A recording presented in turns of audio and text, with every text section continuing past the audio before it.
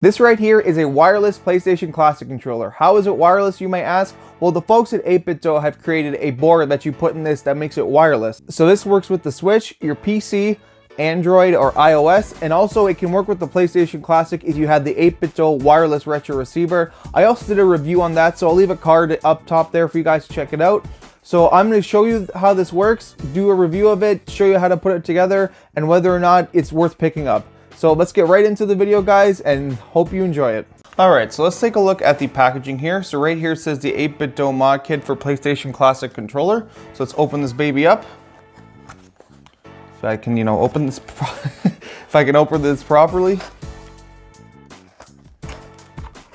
Okay, got it open. Let's see what comes inside. So here are the instructions. And then in here we have the board itself, and try to open this up. All right, so here we have the charging cable. It's not micro USB or anything like that. It's just one of these little things here. Can't really see it that well. It comes with a screwdriver, which is nice, but I'm sure you probably have Phillips head screwdrivers lying around, but it is nice that they include that. I appreciate that. And then here is the board itself, which actually is surprisingly small, like very, this is it. This is all there is. This is so small, my God.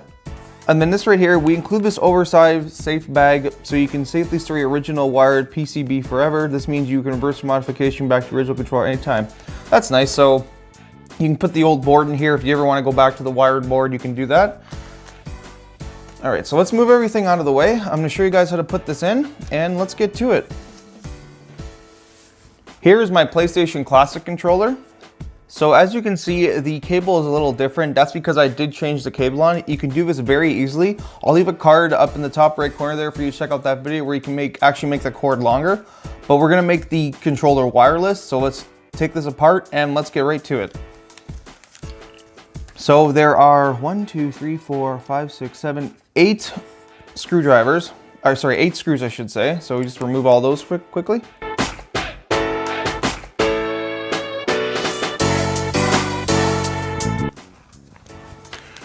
Okay, now that we have all the screws out of the controller, we can take the controller apart.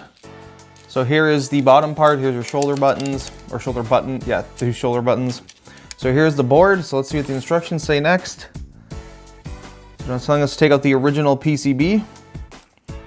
Oh, there's a ribbon cable here. You gotta be pretty careful with that. You see how to probably just pull it out.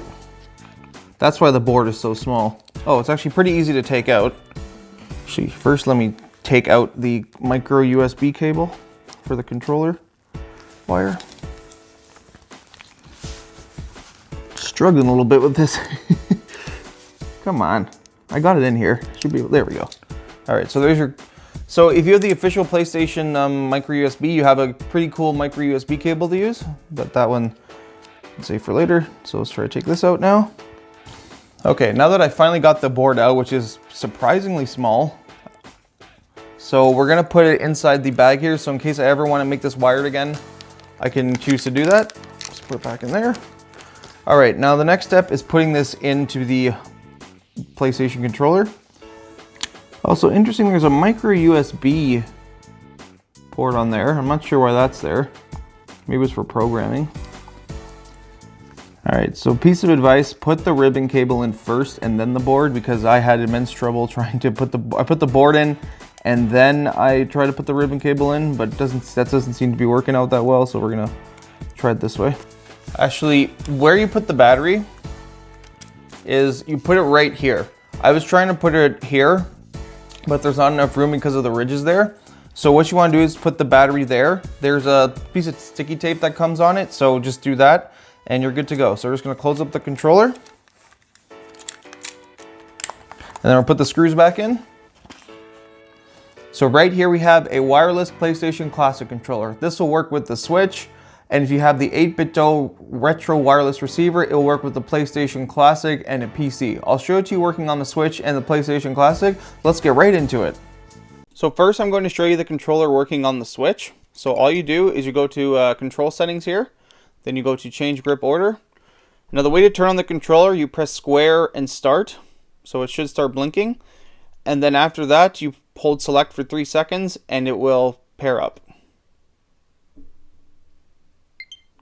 So right now it's been paired, so press L and R, and there you go. One thing to note as a PlayStation player, X is usually to go and then circles for back, but it's reversed. So it's kind of weird using this controller in that way. So let's check out a game. I want to show you something first though, like Tetris 99. Now you would think this would work because of the D-pad, but it's not going to, and I'll show you just why. So right now we're in a game. We're gonna get into it. I'll show you what I mean. It's regarding the D-pad here. There's one little issue. So I'm gonna try to move my blocks around, but look, nothing happens. You know why? Because the D-pad is recognized as a control stick, and in Tetris 99, you use the control stick to target your opponent. So I cannot do anything in Tetris 99. So if you're thinking about using this controller for that, you're out of luck here. Also, another thing is to go back for the home button, you press select and down.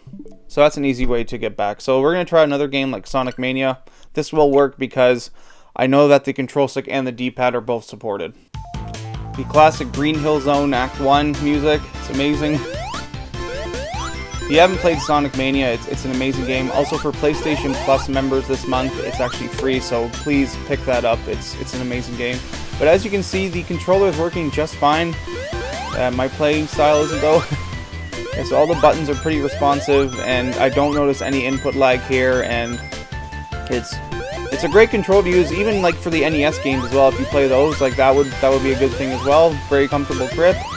It's more comfortable than those NES controllers, I can tell you that.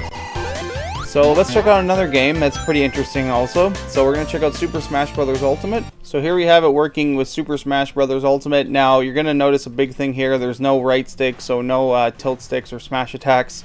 Yeah, and also another thing, when you're running, you can't walk. You can only run. So obviously you wouldn't use this at tournaments, or probably just as an extra controller if you have a friend coming over, or you want to give yourself a challenge. So yeah, so this is that's basically it for Super Smash Bros. Not much you can do really with it. Just standard attacks and just run. There we go. Ha ha ha. I love doing that to Lucas. PK Freeze needs to be nerfed. Okay, on to the PlayStation Classic. Let's go, guys. Okay, I got my PlayStation Classic ready to go. Let's show the wireless controller working on it. So let me just plug it into the wall here. Wait a second.